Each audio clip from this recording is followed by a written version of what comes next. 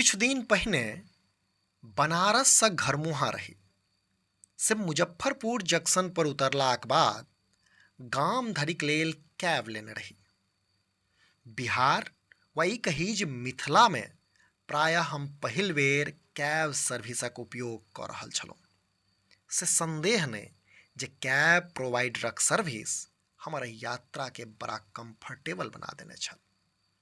Driver सेहो सामिल्लू भेटल छलाह तऽ स्वाभाविक छलै जे भरि बाट रंग बिरही गपसरक्का आ हँसी ठट्ठासँ पाटल रहल।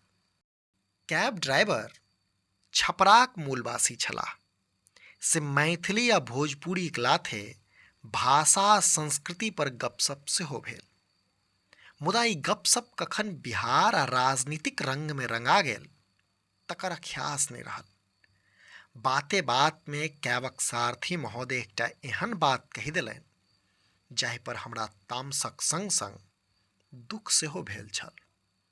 ओ कहलनि, मधुबनी दरभंगाक राइड एक्सेप्ट करयमे डर होइए। हुनक ई बात हमरा चकित केने छल। कारण पुछलियनि तऽ कहला ई जिला जतबे शांत भेल करय आइ ततबे अपराधक गढ़ बनल अछि। हम चाहितो एहि बात पर आपत्ति दर्ज नहि कऽ सकल रही। ठीके तऽ एहि जिला सभक लाथे मिथिला आइ काल्हि अपराधीक अंगना घर बनल अछि। कखन कतयसँ कोन अनहोनी खबरि आबि जायत से कहल नहि जा सकैए। कहल तऽ इहो नहि जा सकैए जे हमरा लोकनिमे एहन प्रवृत्ति कोना, कहिया आ किएक विकसित भऽ गेल। किएक हमरा लोकनिके शोणित प्रिय भेल अछि। किएक हमसभ मरब, मारब आ घरहंज करबाक सेहनताके पोसि अपराधी बनब सीख रहल छी। स्मरण करू हालहिमे भेल दरभंगाक DMCH कांड, जे वस्तुतः अपराधक सीढ़ी जकाँ छल। एक धाप, दू धाप, तीन धाप, धापे धाप। ओहि घटनाक मनन करब तऽ देखब जे सबसँ पहिने एकटा लड़की सामाजिक अपराध करैत अछि, जकर प्रतिकारमे ओहि बेटीक बाप अवैध हथियार उठा संवैधानिक अपराध करबा लेल बाध्य होइत अछि। फेर एहि अपराधक विरोधमे मेडिकल छात्र लोकनि कानूनके ठेंगा देखबै छथि आ ओहि बेटीक बापके छात्रक भीड़ मारि मारि कऽ अधमरू कऽ दैत अछि।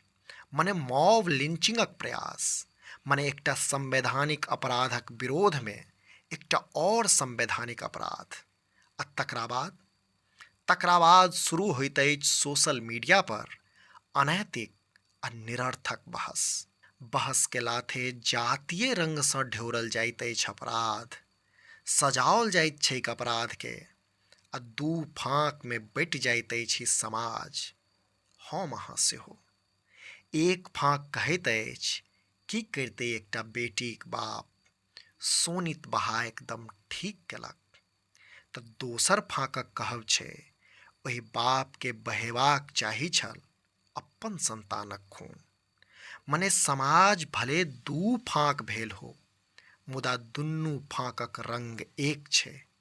एकहि रंगमे रंगायल दुनू फाँकके चाही खून, बस खून। मृत्युक आग्रही भेल अछि लोक। ओ बेटी तऽ सेहो अपन तथाकथित पतिक चिताक आगि अपन बापेक खूनसँ मिझेबाक आग्रही अछि किन्साइत। सोचियौ ने किएक एना खूनक प्यासल अछि ई समय।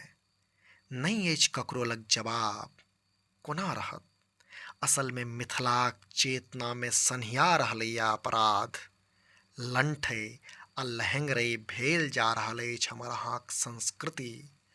अकाइन कऽ देखू ने अपन आबो हवाके। रंगदारी सॉन्गक लाथे अपराधक गीत गाबि रहल अछि एखनुक समय। कट्टा, फट्ठा, गोली, बंदूक आ किडनैपक बले ट्रेंडिंग होयबाक लुत्तुक लगा रहलहुँ अछि हमरा लोकनि। मुदा सावधान, उचित नहि थिक ठाढ़ होइत ई अपराधक परिपाटी। मनोरंजन तक किन्नहु नहि थिक रंगदारी।